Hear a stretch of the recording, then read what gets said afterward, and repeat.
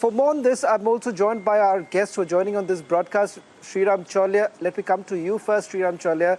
Put this into perspective. What I've also been asking my guests who joined us in our previous broadcast is that one has to understand the Moscow-Beijing axis too. This in the backdrop that US and China have been at loggerheads, and Russia, in all its statements that have been issued so far, be it the 5G rollout, be it the COVID-19 pandemic, or for that matter, with the way United States of America has basically reacted with regards to China, Russia has come up with very calibrated response all this while.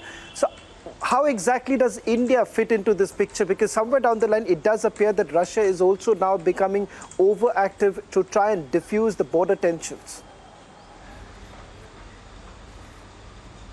Well, Shravan, the Russians always believe that they need India as a counterweight to Chinese, predominant position in the Eurasian region.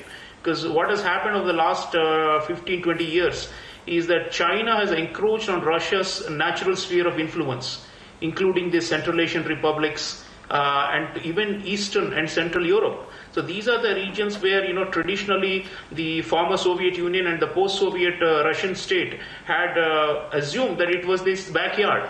And now the Chinese have encroached and have displaced Russian companies, taken over natural contracts there, turned some of these regimes into client regimes of China. So these kinds of things have really irked the Russians. So the Russians are always, strategically wary of the Chinese expansionism. But on the other hand, because of the Western sanctions on Russia, and the so-called Cold War between Europe and the US on one hand and Russia on the other over Ukraine, what has happened is that these drove Russia closer and closer into the Chinese embrace. So the Russians are essentially trying to have it both ways. They need India because, one, we help them create a balance of power in Asia. Two, we are big weapons purchasers for the Russian armaments industry. And three, we often have a lot of convergence, Russia and India, on major global issues for creating a multipolar world. But on the other hand, they also rely on China to ward off the Western pressure. So I think the Russians will not clearly take a stand on our conflict with China right now, but they are helpful. I will say that they are useful to help us in terms of our mission, which is to push back the Chinese, expansionism. Because Russia knows it has certain ways by which it can persuade the Chinese to, think in terms of the larger cooperation of all the emerging powers. They use those kinds of tropes. In fact, the RIC itself was created as a forum to create a multipolar world and against US unipolarity. So the Russians do not want a split in RIC, where there are two big pillars, India and China, totally at loggerheads. So anything that can bring India and China closer or restore some kind of normalcy between these two big Asian powers is good news for Russia, because then it can use that as a front to show to the West, saying, look, we have this formation here and you don't think that US or Europe can bully Russia.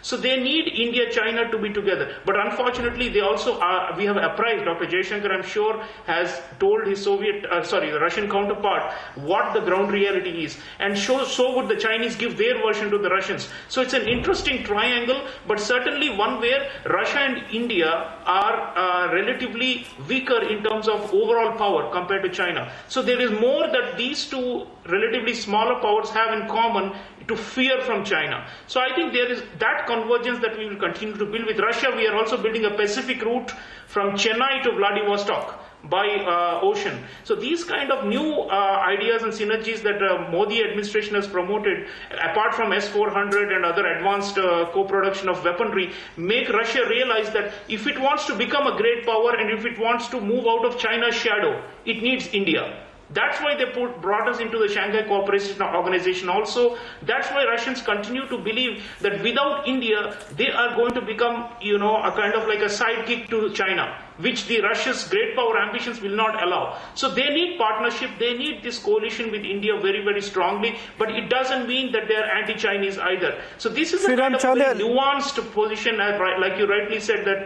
Vladimir Putin is taking.